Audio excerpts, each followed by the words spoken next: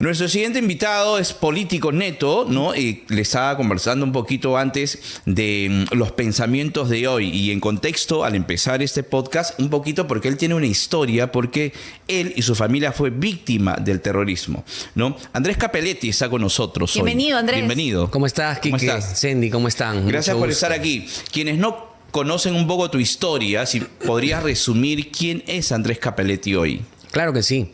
Bueno, Andrés Capelletti en los últimos años se ha encargado de hacer un activismo político radical a una velocidad a 1000 por hora, porque se nos presentó un tema enorme en el año 2021 que fue la presencia de Pedro Castillo.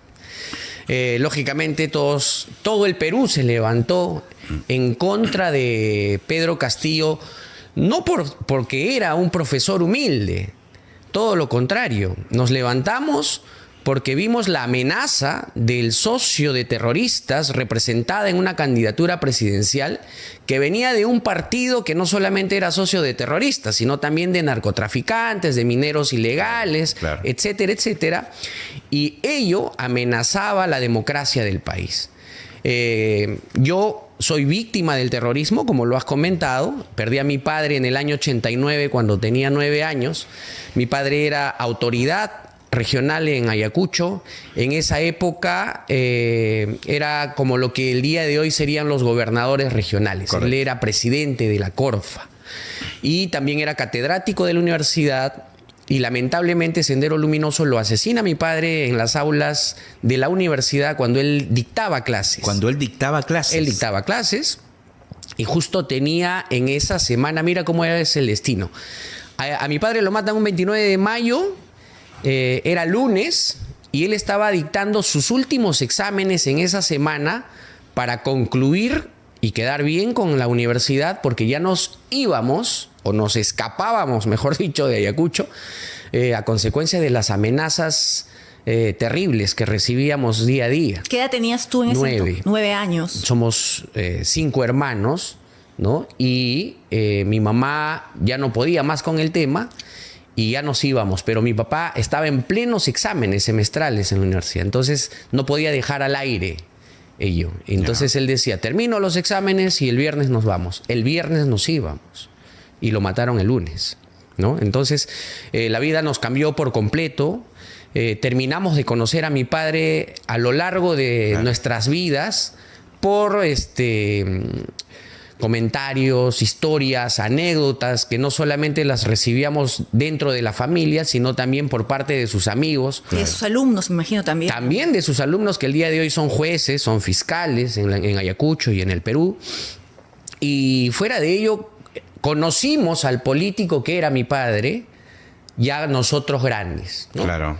Entonces, ¿Cuándo es que, perdón Daniel, cuándo es Andrés. que tú, a ver, Andrés. perdón, Andrés, ¿cuándo es que tú decidiste hacer activismo precisamente como consecuencia de esta tragedia de tu familia en contra de este nefasto pensamiento terrorista que ha aniquilado lamentablemente, al igual que tu padre, a muchos inocentes en nuestro país? ¿Cuándo decidiste voy a ser político, voy a hacer política, pero en aras de la verdad, de la defensa de las víctimas de Sendero Luminoso y el MRTA? Mira, en el año 97, en Ayacucho, se presentó un candidato que era amigo mío en esa época. Yo era lógicamente muy joven, pero era amigo de la familia. Se presenta a la alcaldía de Huamanga. Él se llama José Urquizo, que se hizo después congresista, ministro, etcétera, etcétera. Y José Urquizo era un amigo simpatizante del partido aprista. Yo soy aprista. Y en el tiempo, es ahí donde me empecé a meter a hacer política, siendo aprista, pero lamentablemente en esa época el APRA no estaba todavía fortalecido en la región Ayacucho, se había debilitado muchísimo, Sendero lo destruyó prácticamente, pero pudimos resurgir de las cenizas. Y cuando entro a la universidad, en la Universidad de Huamanga, comienzo a hacer activismo político, Ya. ¿no? Hago vida política, me presento a los cargos universitarios políticos con representación del ARE, que es la denominación institucional del APRA dentro de las universidades. Lo mismo hago con el CUA, ganamos elecciones dentro de la Universidad de Huamanga y empiezo ahí a hacer vida política de manera continua. ¿Cuándo es que me involucro al 100%? No solamente representando a las víctimas del terrorismo, sino también al Perú entero en defensa de la democracia, es a consecuencia de la amenaza de Perú Libre a través de la candidatura de Pedro Castillo en las elecciones del 2021. ¿Por qué elegiste ser aprista? En realidad, en el APRA crecimos siendo apristas.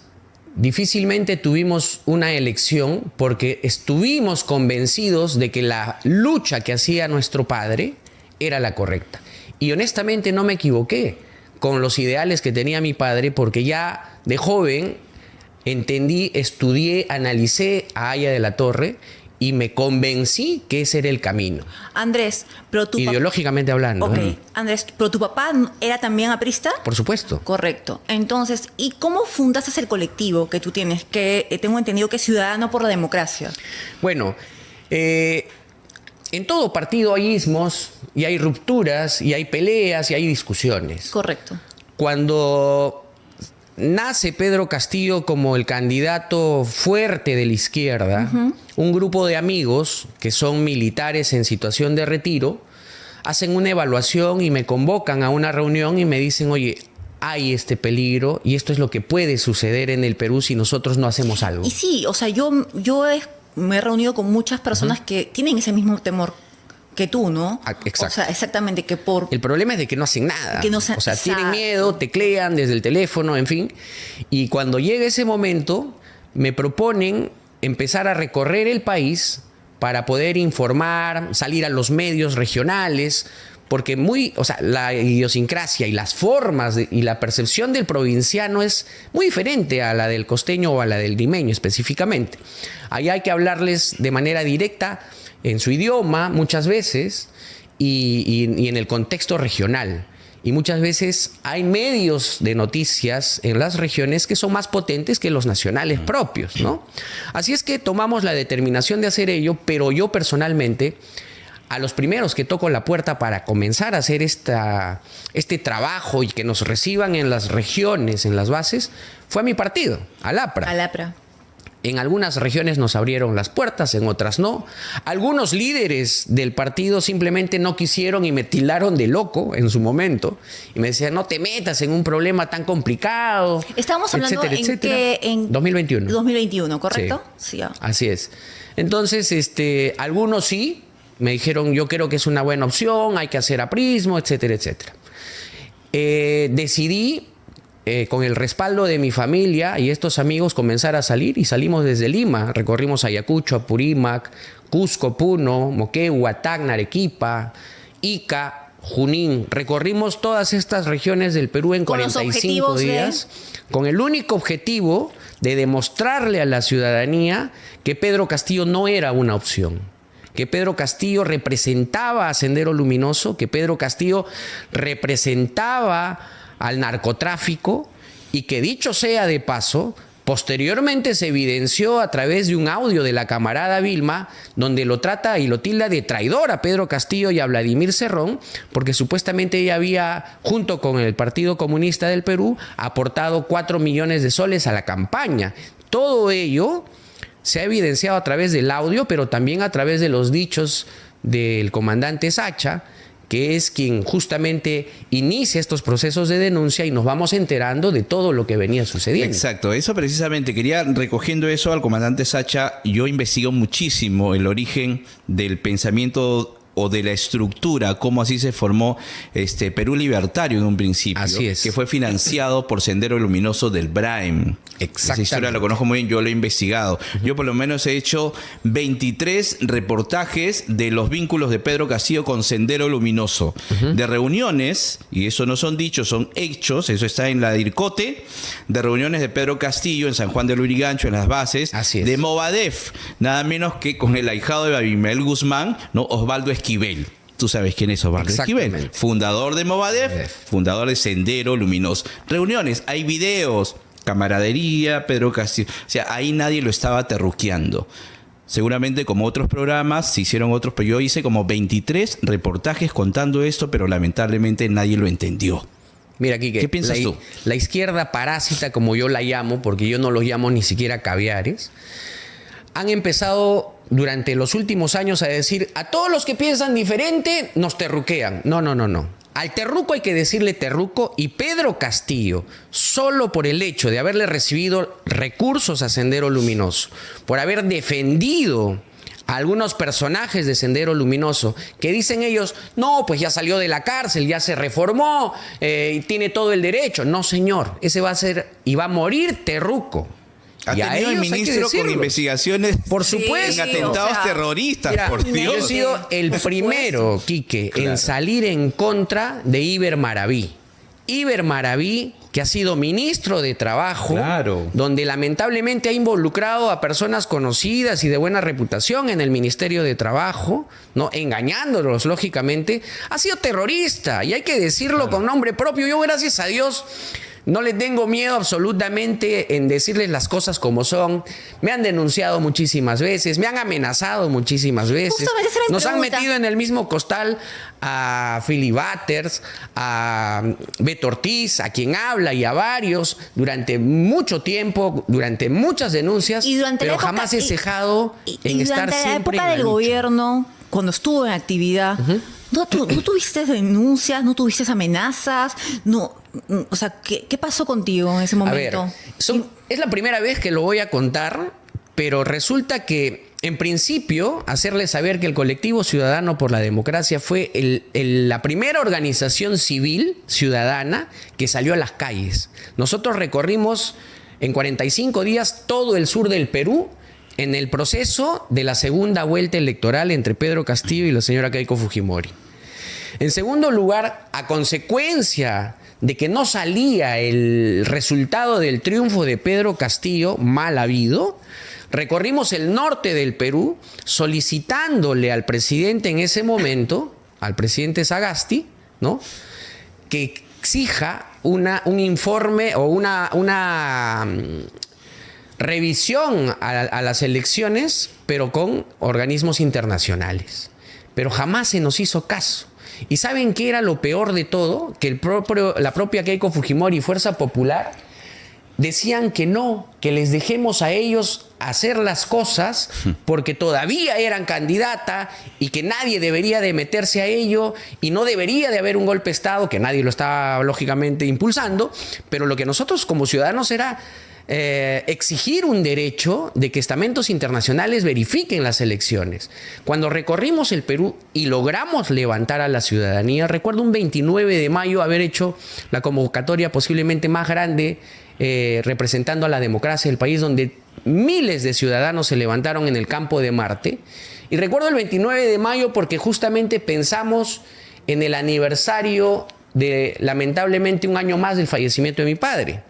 En ese momento se cumplía un año más y dijimos, hagámosla en esta fecha importante para hacerle saber a la ciudadanía que nosotros, es decir, el equipo de trabajo del Colectivo Ciudadanos por la Democracia, varios de ellos eran huérfanos, pero también habían combatido al terrorismo y varios de ellos conocían a mi padre o lo habían conocido. Entonces, dijimos, hagamos esa fecha para convocar a la ciudadanía y empecemos de acá en adelante. Hicimos esa lucha y empezaron no solamente las amenazas por doquier a través de mis redes sociales, sino que también averiguaron mis números, me llamaban, me amenazaban. Recuerdo que estuve en Moquegua dando una charla para la juventud de Moquegua y me empezaron a llenar de amenazas haciendo saber de que iban a dinamitar ese local, que gracias a Dios no era nada más que amenazas. Empecé a viajar o a hacer las cosas con mayor seguridad y prevención, y cuando llegué a Ayacucho, recuerdo en octubre de ese año, era el matrimonio de mi hermano, donde mi hermano me dice, ayer me acaba de llegar una amenaza donde específicamente me han dicho que te van a matar. Y bueno, tuve que viajar con seguridad, tuve que poner a buen recaudo a mis hijas. Y después de 2 días del matrimonio, que gracias a Dios no pasó nada, me iba al distrito de Quinua con mi equipo de trabajo para que varios de ellos conozcan Quinua y hacer un poco de turismo. Y nos encerraron en el mercado de Quinua literalmente para matarme, con armas en mano. ¿Y saben qué me salvó la vida, Quique? Que gracias a Dios, en ese preciso momento donde llegaron 10 motorizados que llegaron exclusivamente para asesinarme, llegó un portatropa del ejército que bajaba del Braen Ya. Y gracias a ese portatropa y lógicamente a la seguridad que tenía en ese momento, se evitó que exista una tragedia. Y eso de verdad nunca lo he contado públicamente. Ya. Ahora lo cuento porque gracias a Dios ya pasó todo el tema. ¿Pero por qué no lo contaste en su momento? Mira, en su momento lo comenté y lo conversé con algunas personas, en principio con la familia, Ya. con la policía en Ayacucho porque se hizo la denuncia, pero no lo hicimos público, justamente Ya. por sobreguardar, por la misma por la coyuntura y sobreguardar la integridad de mi familia y de mis hijas. Pero no lo hiciste, no hiciste una denuncia. Se hizo la denuncia Sí, en la lo región hiciste. Ayacucho y lógicamente lo que yo quería en ese momento era sobreguardar la integridad de mis hijas. Mis Ya. hijas tenían que estar de acá para allá, al igual que yo, y teníamos que estar, al menos yo, de casa en casa para tratar de distraer al enemigo, ¿no?